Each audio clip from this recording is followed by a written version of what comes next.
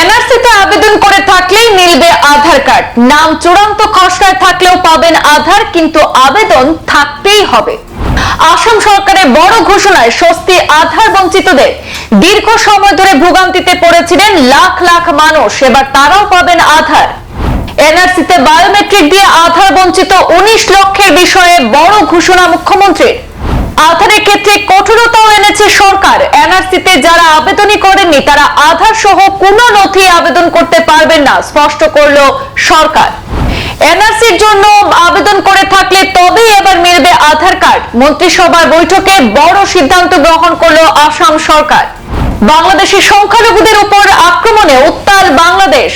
এর ফলে কাঁটাতার পেরিয়ে ভারতে অনুপ্রবেশের চেষ্টা বাড়ছে বলেও অভিযোগ মুখ্যমন্ত্রীর। বাংলাদেশের এই পরিস্থিতির আবহে আধার কার্ড নিয়ে বড় সিদ্ধান্ত নিল আসামে হিমন্ত বিশ্ব শর্মার সরকার। এবার এনআরসির জন্য আবেদন করলে তবেই মিলবে আধার কার্ড সহ অন্যান্য বাকি সমস্ত পরিচয়পত্র। সিদ্ধান্ত মন্ত্রিসভার। আসাম সরকার গতকাল বুধবার সিদ্ধান্ত নিয়েছে, ইউনিক আইডেন্টিটি কার্ড বা অনন্য পরিচয়পত্র পাওয়ার জন্য আবেদনকারী সমস্ত ব্যক্তিকে এনআরসি নিতে হবে, নইলে আবেদনকারী বা তার পরিবারের সবার সমস্ত অনন্য পরিচয়পত্র চেয়ে অনুরোধ প্রত্যাখ্যান করা হবে। ন্যাশনাল রেজিস্টার অফ সিটিজেন অর্থাৎ এনআরসির সঙ্গে আধার কার্ড লিংক করার প্রয়াসে তাদের এই পদক্ষেপ বলে জানিয়েছে আসাম সরকার। বাংলাদেশের নাগরিকদের ভারতে অনুপ্রবেশের প্রচেষ্টার পরিপ্রেক্ষিতে বুধবার মন্ত্রিসভা বৈঠকে এই সিদ্ধান্ত নেওয়া হয়েছে। মুখ্যমন্ত্রী ডক্টর হিমন্ত বিশ্ব শর্মা সাংবাদিক বৈঠক করে এমনটাই জানিয়েছেন। মুখ্যমন্ত্রী বলেন, গত 2 মাসে আসাম পুলিশ, ত্রিপুরা পুলিশ এবং বিএসএফ অনেক অনুপ্রবেশকারীকে আটক করেছে, আর এ কারণেই বাংলাদেশ থেকে অনুপ্রবেশে উদ্বেগ প্রকাশ করেছেন মুখ্যমন্ত্রী। তাদের সিস্টেমকে শক্তিশালী করতে হবে এবং এই কারণেই আধার কার্ড পাওয়ার প্রক্রিয়াকে কঠোর করার সিদ্ধান্ত নিয়েছে আসাম সরকার। আমাদের হাতে মুখ্যমন্ত্রীর সেই ভাষ্য রয়েছে, সরাসরি শুনে নেব। এনআরসি প্রসঙ্গ এবং আধার কার্ড প্রসঙ্গে মুখ্যমন্ত্রী ঠিক কি বলেছেন। রাজ্যত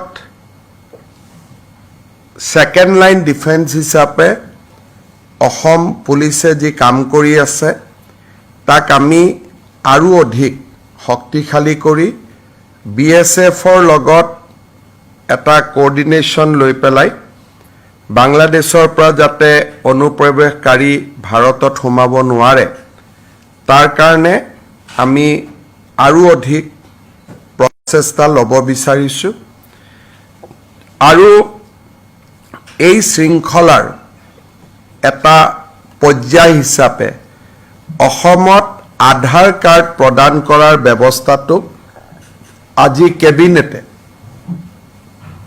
খুব কঠোৰ কটকটীয়া কৰাৰ বাবে সিদ্ধান্ত গ্ৰহণ কৰিছে। এতিয়াৰ পৰা ৰাজ্য চৰকাৰৰ সাধাৰণ প্ৰশাসন বিভাগে আধাৰৰ যিটো ষ্টেট লেভেল ভেৰিফিকেশ্যন, আধাৰ কাৰ্ড দিয়াৰ আগতে কেন্দ্ৰীয় চৰকাৰে ৰাজ্য চৰকাৰৰ পৰা ভেৰিফিকেশ্যন বিচাৰে আৰু এই গোটেই প্ৰক্ৰিয়াটোক তদাৰকী কৰাৰ বাবে ৰাজ্যৰ সাধাৰণ প্ৰশাসন বিভাগক নোডেল ডিপাৰ্টমেণ্ট হিচাপে কেবিনেটে আজিৰে পৰা ঘোষণা কৰিছে। ইয়াৰ উপৰিও প্ৰত্যেকখন জিলা পৰ্যায়ত এজন এডিশ্যনেল ডেপুটি কমিশ্যনাৰক আধাৰ এনৰোলমেণ্ট ভেৰিফিকেশ্যন অৰ্থাৎ কোনোবাই আধাৰৰ বিচাৰিলে তেওঁক প্ৰপাৰ ভেৰিফিকেশ্যন কৰা হৈছে নে নাই সেই গোটেই প্ৰক্ৰিয়াটো তদাৰক কৰাৰ কাৰণে জিলা আয়ুক্তই এজন অতিৰিক্ত জিলা আয়ুক্তক দায়িত্ব প্ৰদান কৰিব। জিএডি ডিপাৰ্টমেণ্ট আৰু এডিচিৰ পিছত আধাৰ দিয়াৰ আগতে ইনস্পেকশ্যনৰ বাবে আজিৰে পৰা ৰাজ্যৰ চক্ৰ বিষয়াসকল দায়বদ্ধ হ'ব। যেতিয়া এখন এপ্লিকেশ্যন ইউডিআই অৰ্থাৎ যি আমাৰ আধাৰ কাৰ্ড দিয়াৰ অথৰিটি আছে, ইউনিক আইডেণ্টিটি যিটো অথৰিটি অফ ইণ্ডিয়া আছে UIDAI, এখেতসকলৰ পৰ্টেলত আধাৰ কাৰ্ডৰ বাবে আবেদন কৰাৰ লগে লগে সেই আবেদনখন টেকনিক্যাল ভেৰিফিকেশ্যনৰ পিছত ফিজিক্যাল ভেৰিফিকেশ্যনৰ বাবে ৰাজ্য চৰকাৰৰ পৰ্টেলত আহিব।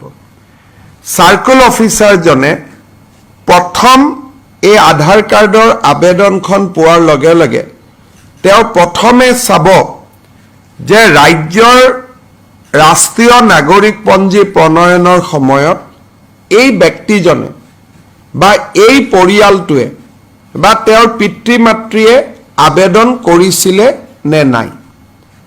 প্ৰথম পৰীক্ষা হ'ব সেইটো। যদি দেখা যায় যে তেওঁ আবেদন কৰাই নাছিলে তেতিয়াহ'লে তেওঁৰ আধাৰ কাৰ্ডখন ৰাজ্য চৰকাৰে প্ৰত্যাখ্যান কৰি কেন্দ্ৰীয় চৰকাৰলৈকে প্ৰতিবেদন দিব।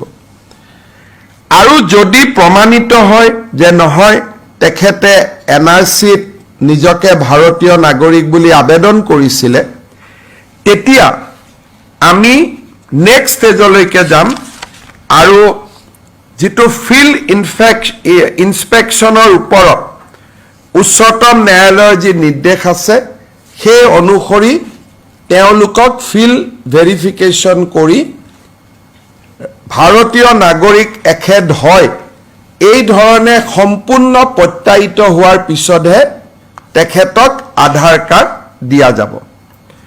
অৱশ্যে যিবিলাক ভাৰত চৰকাৰৰ কৰ্মচাৰী বিভিন্ন কামত 2014 চনৰ পিছৰ পৰা অসমত আছে স্বাভাৱিকতে তেওঁলোক যেহেতু পশ্চিমবংগ গুজৰাট মহাৰাষ্ট্ৰৰ নাগৰিক অসমৰ NRCৰ বাবে আবেদন কৰা নাই তেওঁলোকৰ ক্ষেত্ৰত এই নিয়মটো নাহিব, কিন্তু ফিজিক্যাল ভেৰিফিকেশ্যন বা ডকুমেণ্ট ভেৰিফিকেশ্যন তেওঁলোকৰ ক্ষেত্ৰতো আমি কৰিম।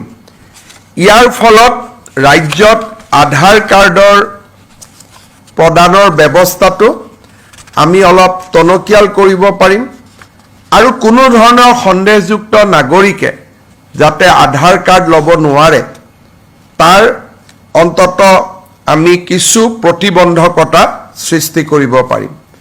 এই নিৰ্দেশ আমাৰ বহু অপেক্ষিত নিৰ্দেশ আছিল। সাৰ্কেল অফিচাৰসকলে নাজানিছিল যে কেনেকৈ আমি কাক আধাৰ দিব লাগে কাক দিব নালাগে। আজিৰ পৰাই এই SOPখন কাৰ্যকাৰী হোৱাৰ লগে লগে সাৰ্কেল অফিচাৰসকলে এটা নিৰ্দিষ্ট তদন্তৰ মাজেৰেহে আধাৰ কাৰ্ড দিব পাৰিব। এইটো এতিয়াৰ পৰা আৰু স্বয়ংক্ৰিয় ব্যৱস্থা হৈ নাথাকিব যেন আধাৰ আবেদন কৰিলেই আধাৰ পাম তেনেকুৱা ব্যৱস্থা হৈ নাথাকিব। আজি কেবিনেটে এটা খুব ডাঙৰ আৰু গুৰুত্বপূৰ্ণ সিদ্ধান্ত গ্ৰহণ কৰিছে। সংবাদ এই পৰ্যন্ত, ফিৰছি পৰবৰ্তী অন্যান্য আপডেট নিয়ে, সাথে থাকুন। ধন্যবাদ।